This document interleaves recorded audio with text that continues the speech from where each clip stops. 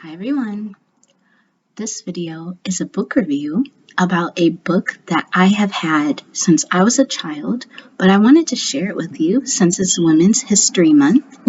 And the title of this book is African Princess: The Amazing Lives of Africa's Royal Women. Ooh. Yeah, as I stated before, I've had this book since I was a child, but ironically, this is the first time that I have read the book. I knew that I wanted to keep it for the future. I decided that at 14, 15, that I wanted to have it for my future children. And I'm so glad I kept this book, and I'm so happy to share it with you. I believe that learning about African royalty is very important, especially for young Black girls, because they are always bombarded by images of princesses and queens that do not look anything like them. And it's drilled in their minds that they never had any type of royalty. I know that this really helped me when I was a child because most of the stories that I read in my curriculum, or the princesses and queens that I read about in history, didn't look like me at all.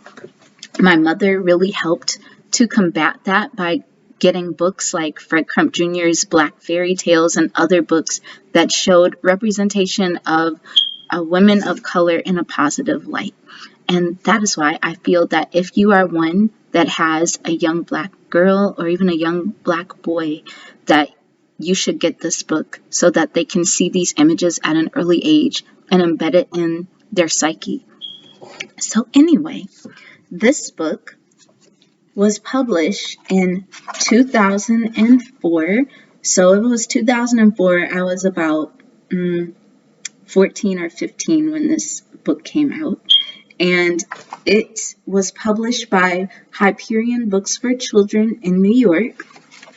I think that this read was very informative, but before I get into that book review, I wanted to share with you a little about the author and the illustrator. So the author, her name is Joyce Hanson. She is currently 79 years old, and her bio is a New York City school teacher for 22 years. She is an acclaimed children's author with a gift for storytelling. She has written 4 Coretta Scott King honor books for young readers: Which Way Freedom, The Captive, I Thought My Soul Would Rise and Fly, and Breaking Ground, Breaking Silence. She is also the author of Women of Hope, Bury Me Not in a Land of Slaves, and co-author with Gary McGowan of Freedom Roads, Searching for the Underground Railroad. Miss Hanson lives in South Carolina, where she writes full-time. Now, I feel like I've read the book I Thought My Soul Would Rise and Fly, but I'm really not sure.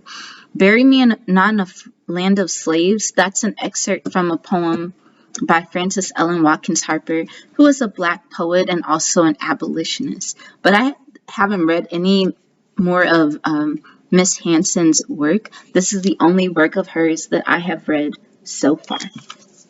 So, the illustrator, Laurie Mcgaw. Laurie Mcgaw has illustrated many historical books for children, including To Be a Princess, Polar, the Titanic Bear, Discovering the Iceman, Journey to Ellis Island, as well as Something to Remember Me By, and Avram's Gift. She lives near Toronto, Canada. Now, I went to both of their websites. I especially went to Laurie Mcgaw's website. I had to see what she looked like because I actually thought that she was her work kind of looked like this Black artist whose work they would display at the Black Expo when they had it back in St. Louis, but it turns out it wasn't. She's actually a white woman, and she has been doing a lot of portraits for so many years. She has a very impressive curriculum vitae. A lot of her portraits are of well-known people. I just really love her style. I love how talented she is. I also loved how she painted the African princesses, because just from my history of reading children's books, and if they're illustrated by somebody who is not from that culture, sometimes you can see that person's mindset coming through the illustrations, but how she illustrated these women of history was very beautiful. You could literally see the power coming out of them. She truly captured their elegance and beauty. So, let us start with the book. In this book, we are going to be, there are 6 princesses featured. The first one is Queen Hatshepsut. The next one is Amina of Zaria. The third is Queen Nzinga. The fourth is Tata Ajache, if I'm pronouncing her name right, of Dahomey. The fifth is Tetu Betul of Ethiopia. And the last is Elizabeth of Toro. So I'm going to share with you like some of the ones that really stood out to me. So let's start with Queen Nzinga. And I, as a child, saw her name spelled as like Nzingha, but in this book it's spelled Njinga. So I don't really know if I'm pronouncing it right. But this is Laurie Mcgaw's representation of her, like a close portrait of what she possibly would have worn back then. This right here is a French artist painted this fanciful depiction of Queen Nzinga in 1780. And this is the French artist's this is the French artist's illustration of Queen Nzinga. Like, look at this. First of all, whatever your name is, this is literally not a woman. This is a man. I don't care what they say. Look, this is a man. Like, not only is this a man, but I think this is a white man. Or they used a French man to... No, this is not Queen Nzinga. I like Laurie Mcgaw's illustrations better. So what I remember about Queen Nzinga from when I was a child was that she fought the Portuguese for about 30 years. But I didn't get into the details of like how she got there, her background. And I really enjoyed that the author, Miss Hanson, went into details about like how she was treated and how her childhood influence possibly helped her become the warrior queen that she became. So Queen Nzinga, they say, or they estimate she was born 1582 to 1663. In 1483, Portuguese explorers sailed 3 small ships into the mouth of the Congo. They were surprised by the large number of people they met. The people of the Congo Kingdom were as surprised as the Portuguese. They looked at the sails on the Portuguese ships and called the strangers it's Ndele, so I'm going to say Ndele. It's either Ndele or Dele. Maybe it's Ndele. Masters of the white birds. So she goes into details about how the Portuguese, at the beginning of the 16th century, the missionaries would come, the traders, the settlers. That's how it always would go. First, they would send the missionaries. Then they would send the merchants to trade. And usually, like, you send the missionaries to, like, kind of, like, shake up things a little bit and bring their new belief system. Then you send the traders, because sometimes people aren't very religious, so they only speak money. So you start trading with them, gaining their trust business-wise, and then they would send the military. So while the missionaries tried to spread Christianity, the traders found a business that could make them even more money than silver and copper. The slave trade. Slavery already existed in Africa. It was often used as a punishment for crimes or for paying off debts. Sometimes people were captured during wars and enslaved by the enemy. Now that I've read a lot of times, and I've read a lot about enslavement and the differences between like enslavement in Africa and enslavement outside of Africa. I know with enslavement in Africa, yes, it was prisoners of war or punishment or whatnot. But one thing that really stood out is that it was almost like indentured servitude. You could rise out of that position. It wasn't like you were enslaved for life. You could actually go higher up in society. Whereas the outsiders' enslavement, like you were enslaved for life, your children were enslaved for life, you were not even a full human being. And you would just have to suffer intolerable conditions and situations. That's what I've personally seen just from reading the different accounts of enslavement around the world. The Portuguese and the other Europeans took advantage of this system of slavery. They needed a large number of slaves for their South American colonies and for their plantations and settlements along the African coast. So it just goes on and on and on and on. I love how in this book it shows, I guess, artifacts from that tribe or the artwork from that tribe. It says the Ovimbundu, if that's how you pronounce it, are the largest ethnic group in Angola today and live the south of Mbundu. In Ovimbundu, musical gourd rattle, a graceful wood carving. And that's what it looks like. Very pretty. So it talks about how the Portuguese, they came to the port city, they're trading, there's some people enslaving people over here, and the kingdom of Ndongo that was called Angola. The Portuguese called the country Angola, mistaking the title of the king, Angola, for the name of the country.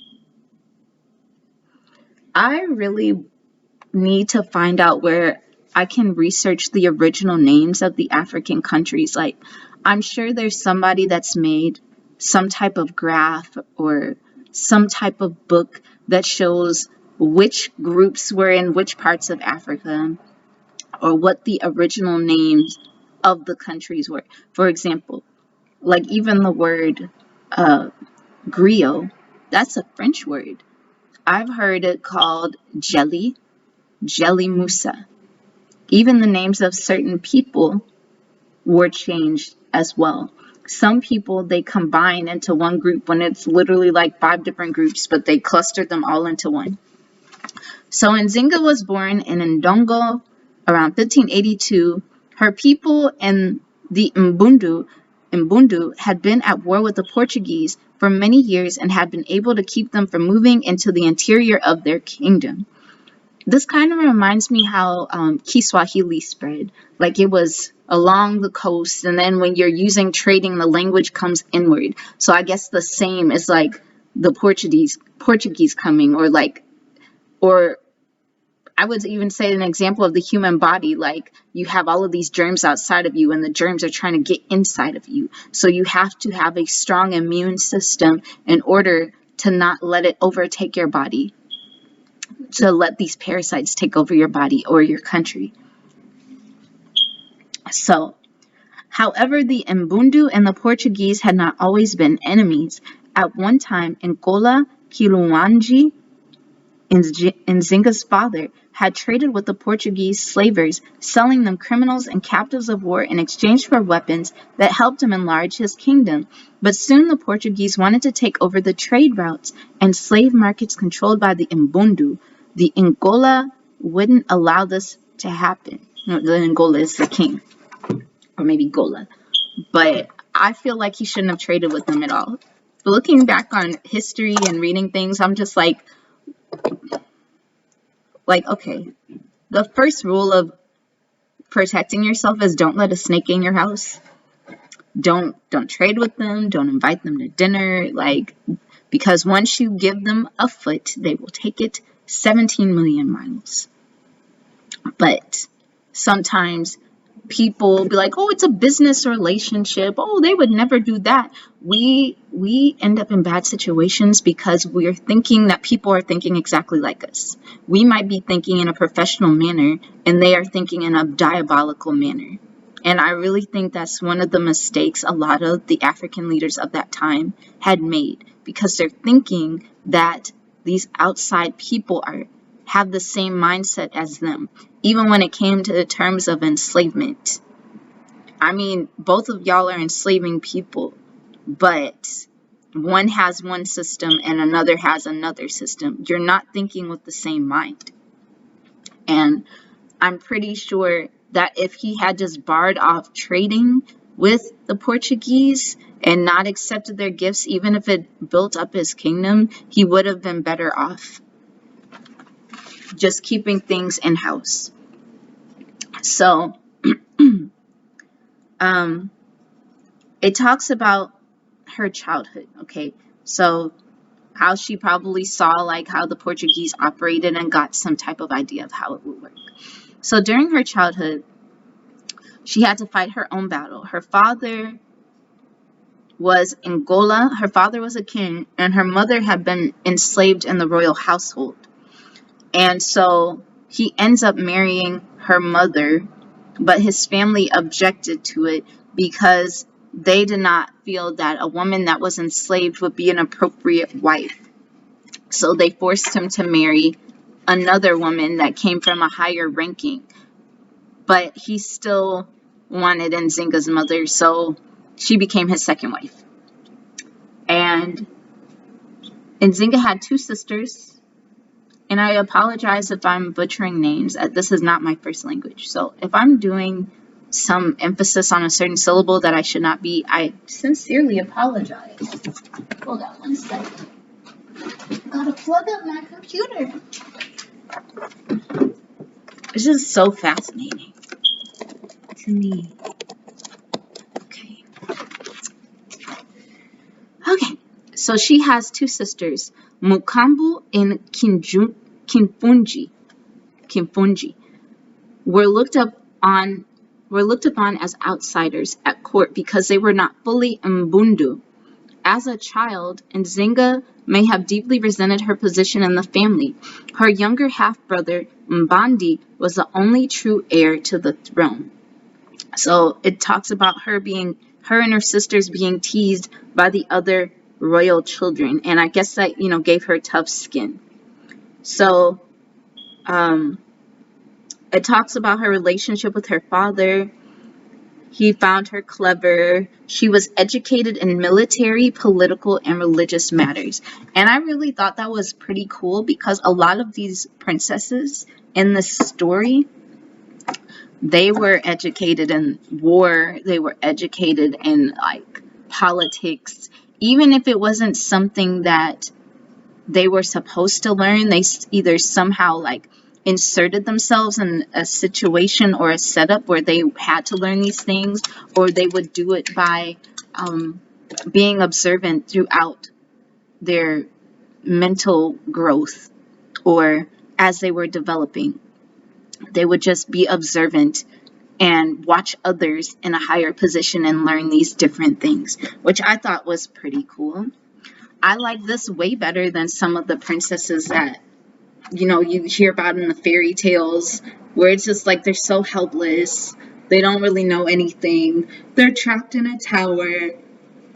They eat some food poisoning like 3 million times. I don't know. Just some weak princesses.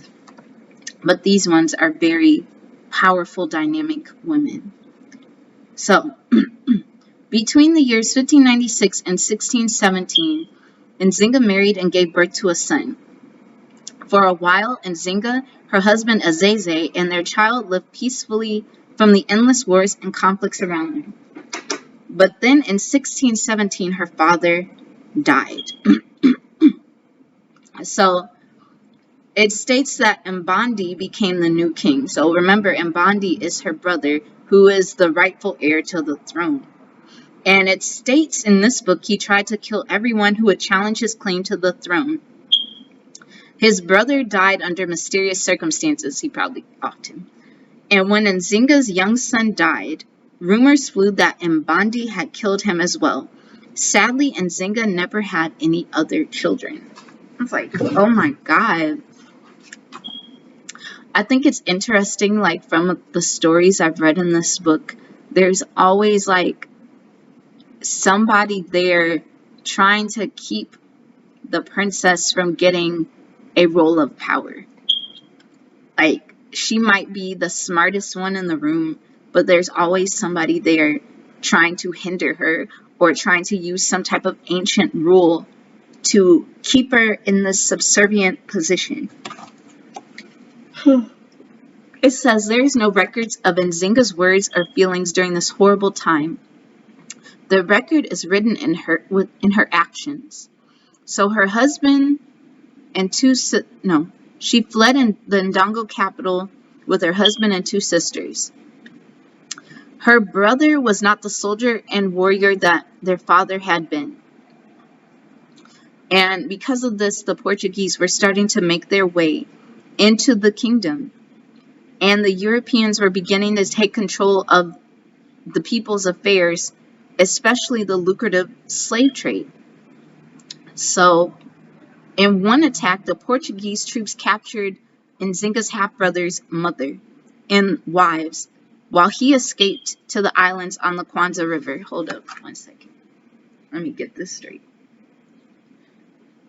Like, when I read this part, I literally had my flashback of the video I did on street harassment about just a woman being in danger and these guys just being completely useless. And I feel like in this example, I don't know, this is just me personally, my personal opinion. I feel like this example was him practicing cowardice, because literally you escape, but your mom and your wives get captured. Why aren't you there with them? You the one to escape. Okay. His kingdom was about to collapse. In spite of their recent military victories, Portuguese officials realized they could not successfully carry on the slave trade without the king and his chiefs. A new governor in Luanda, how do you pronounce this name? Joao, Joao, Correa, Correia de Souza, wanted to end the war.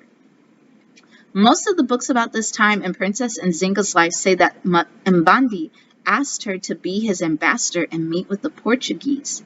But why would he ask Nzinga to negotiate on his behalf? Was it a way to make peace with her? Did he realize that his wise sister would be a good ambassador for the Mbundu people? Look, I don't know, but I do know you ran away and left your wives and your mother to be captured. I'm not going to forget that. I wasn't born yesterday. So Nzinga goes to talk to the Portuguese, and obviously they didn't offer her a chair, so she ordered a servant to bend down on all fours and become her chair, because what do they think this is? Okay, you're gonna know who I am. I am Queen Nzinga. I don't care if you won't offer me a chair, I'll just make a living chair. It says right here. In 1622, Nzinga traveled to Luanda with a group of her followers and servants to meet with the governor. One of the most famous stories about her occurred during this visit. When she was presented to the governor, who was sitting in a large chair, she noticed that there was no chair for her. Refusing to be treated as a servant or slave, and to show that she was the governor's equal, she ordered one of her servants to get down on her knees and hands. Nzinga proudly sat on the servant's back and looked straight into Governor de Souza's eyes. She began the meeting by telling him that her brother wanted peace, but that her people had certain demands. So yeah, Nzinga just kept fighting. She fought and fought these people for literally 30 years. Nzinga made peace with the Portuguese. In 1656, she was also rebaptized in the Christian faith. Now, she was baptized at a certain point, and I just feel this was a military tactic.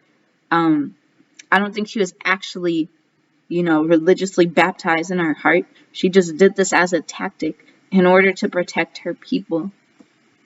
It says, Queen Nzinga died in 1663 at the age of 81. So this is a woman that fought all the way until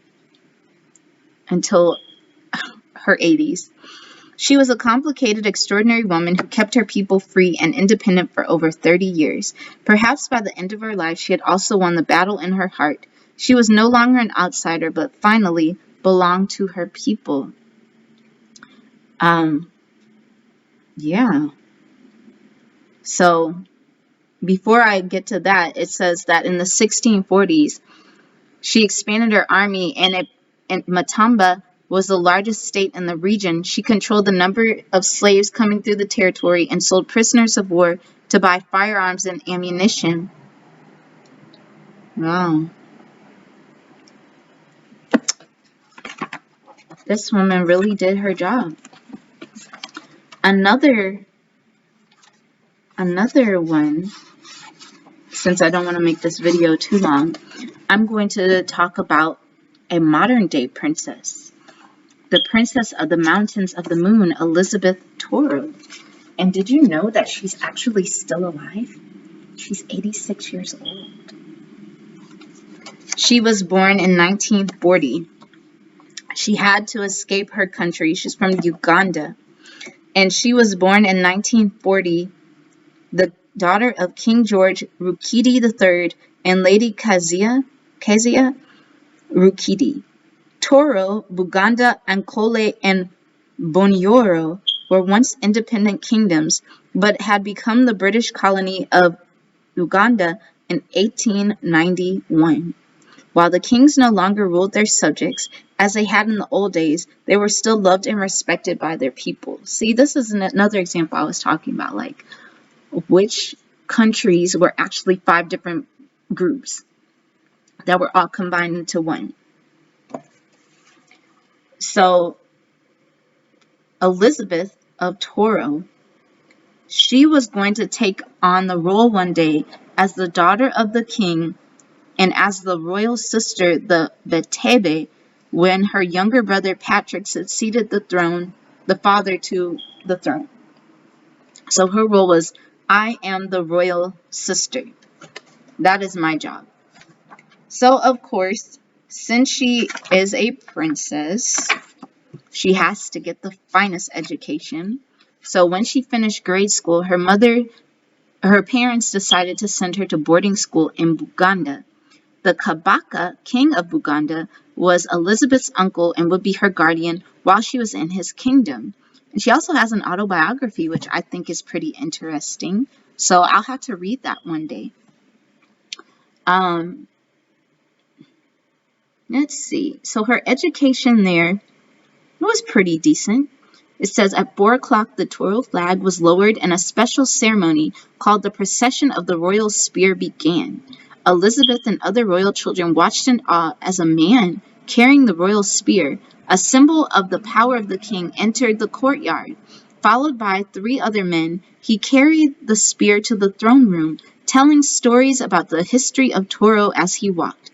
After the ceremony, the children played games, tennis, hide and seek, and board games. I think that's pretty cool. You never hear a lot about like African princesses being sent off to finishing school. Like, I mean, I've heard from what I've seen, like in cartoons or something, it's like, oh, you go with this person, a princess does this, a princess does that.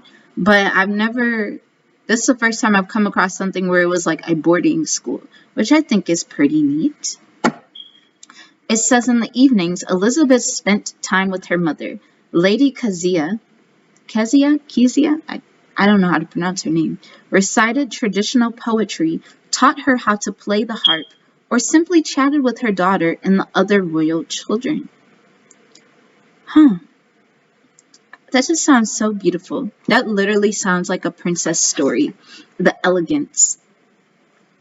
You never sometimes, well, now it's changing, but in the past you never were presented with images of elegant, soft black women, okay? Like, it was always this like hard, fierce warrior, but like the harp, that's such a feminine instrument or such an ancient instrument. You have to have these beautiful fingers and it's a very soft, angelic instrument. She was just teaching her how to be a lady. Most of the images I saw as a child especially like cartoons and different things of princesses that were non-black, they would be doing these types of things, but you never saw a woman of color presented in that manner, not even in a storybook. So, when Elizabeth went away to boarding school, she became a foreigner, an outsider, the new girl. She had to get used to a different way of life, shared with other girls who weren't always friendly to her. So the next time, she had to be sent to a different school. But this time it was an English boarding school to complete her high school education. She moved from Uganda to the Sherborne School for Girls in England. So I guess this is a picture of it. Yeah, this picture of it. And it was very difficult. She was the only black student. She says, I felt like I was on trial and that my failure to excel would reflect badly on the entire black race. I feel that in my soul because as I mentioned before, I also went to a predominantly white school and there were maybe 5 black people in the whole school. So I felt like I was always, they were measuring every single black person by my actions or the actions of other black people because they had already decided how I was in their minds. So I had to prove them otherwise. So at this school, they had a very strict routine. They had to be out of bed at 7:10 in the morning when the first bell rang. 20 minutes later, they had to be washed, dressed, and ready for breakfast. Then they had to pray. And she also had to learn Latin and French. Her native language was Ruturo, but she also spoke English. She had only 1 year to prepare for the entrance examination to Cambridge, one of England's most prestigious universities. So she worked very, very hard, and she became the 3rd African woman to attend Cambridge. Wow. That is so good. At Cambridge, Elizabeth studied history, English literature, law, and political science. As a symbol of her country and culture, Elizabeth couldn't afford to get behind in her schoolwork, but she found time for fun too. So she went to parties with European royalty, she went to Italy, France, and she wore beautiful designer dresses. So this is a picture of her in 1962 with her father as he was knighted by the Queen of England. Look at her, she's so pretty. And this is another picture of her wearing a designer dress. Ooh, elegant. Okay. So, she graduated from Cambridge with a degree in law, and Uganda became an independent nation after many years as a British colony. Then she became a lawyer. Suddenly, okay. To celebrate, the princess gave a wonderful party for hundreds of friends and relatives in an old mansion in London. After a night of dancing, Princess Elizabeth woke in her apartment to the telephone ringing. Her father had died. The responsibilities the king had been preparing for her were at hand. She got ready to fly home to Uganda. So when she arrived, her brother was only 17 years old and he was still in school. So Elizabeth was 25 years old, and as the royal sister, she had to help him. Their uncle Kabaka was the president of the new nation, and he and the prime minister Milton Obote were in a power struggle. I think that was kind of crazy. So later you're going to hear about this Obote dude because he caused a lot of havoc in this country, according to this book. So for 9 days they mourn the king, and then her brother is crowned the king of Toro. Shortly after he's crowned the king, Milton Obote, which is the prime minister, had abolished the position of prime minister and declared himself president. I'm like, dude. Right after the coronation, Princess Elizabeth, went to Kampala, the Ugandan capital, and completed a 6-month internship with a law firm. She became Uganda's first woman lawyer. But not long after that, Obote ordered his troops to attack the king's palace. And this just keeps going on and on and on. Obote attacking, and he forces the Princess Elizabeth's mother to leave her home, and everybody was in danger. So she continued to work at the law firm until Princess Margaret of England came to her rescue and invited Elizabeth to take part in a charity fashion show to raise money for sick children in the British Commonwealth. Yeah. The government refused her request to go to England, and Obote backed down. So at this point in time, Princess Elizabeth starts modeling. She's just modeling. She's becoming a supermodel. She was a lawyer and she was a princess. This is literally one of my favorite images of her. Like, look at how beautiful she is. She was on the cover of Vogue. I think, was it Vogue? I don't know. Or Bazaar. Yeah, she was a photograph for Vogue, Harper's Bazaar, and Ebony. And she founded a small Ugandan community in Harlem. She was photographed throughout Europe. She met Jackie Kennedy. Oh my goodness. So in 1971, it's just all these dudes just causing chaos. Obote, and remember him, he's the prime minister. He had been overthrown by General Idi Amin. And at first, Amin seemed okay. But then he turned out to be just as bad as Obote. It says during his first year in office, he executed as many as 6,000 of the army's 9,000 soldiers because he believed them to be loyal to Obote.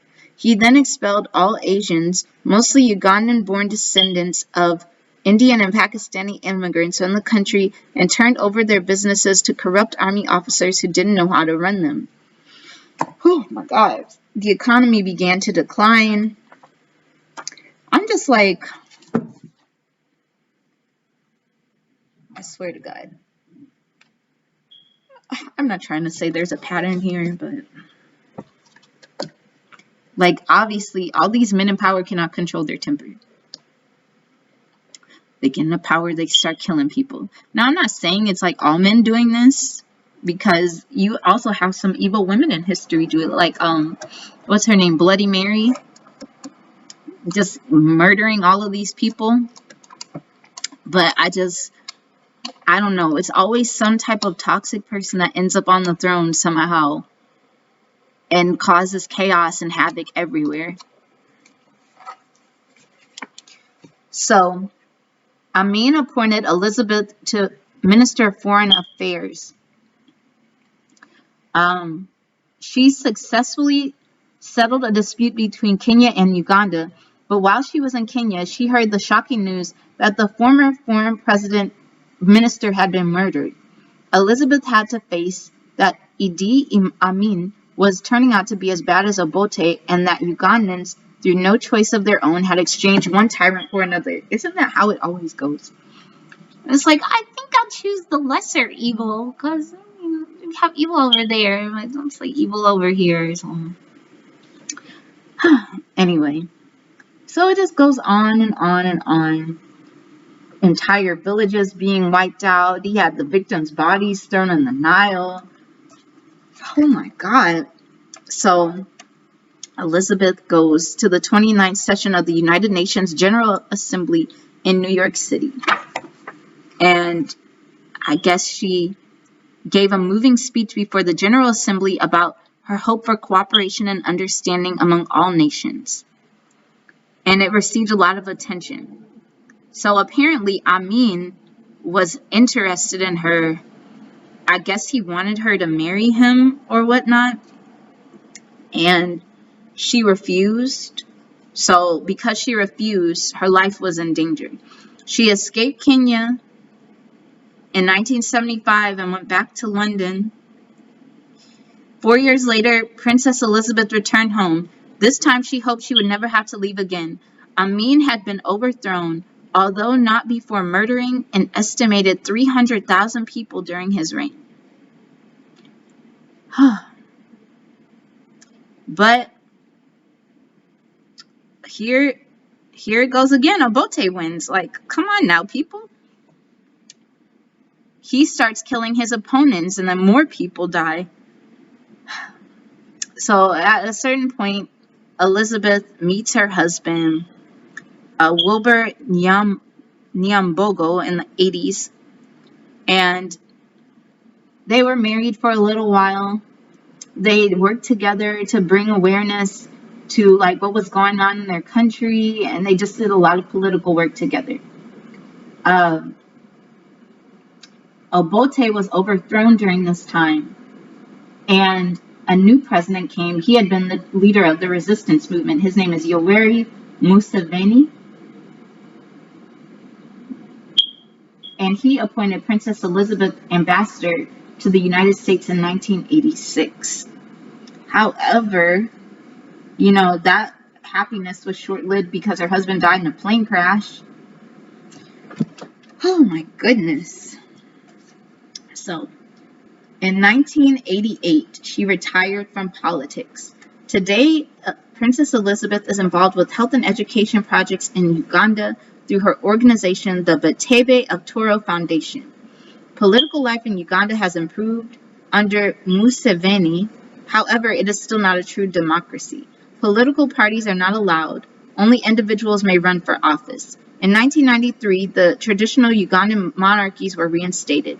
Elizabeth is now the guardian, along with Museveni, the current king of Toro. He was crowned in 1995 when he was only 3 years old. Princess Elizabeth of Toro exemplifies what royalty actually means.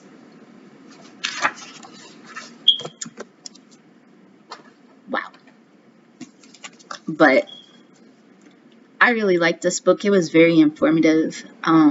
I'm sorry if I went on for a very long time, but like, I just started noticing a pattern in all of these stories. Like, if the woman couldn't be empowered, she had to change the rules. Like some of the stories that were mentioned in here, somebody in a higher position was like, well, this society used to be matrilineal, so maybe I can bring back this ancient rule and put you in this position. But I loved how the women in this book carved out their own path. They didn't wait for anybody, even if their lives were in danger. They were very intelligent. They had a lot of talents, whether it be war fighting or painting or singing or writing poetry. Like, they all had a vast array of talents, which makes them a true princess, true queen in my book. So yes, I highly recommend this book. I really wish there was another, like a sequel to this, because that would be pretty cool. But thank you all for watching this video, and have a beautiful day. Bye bye.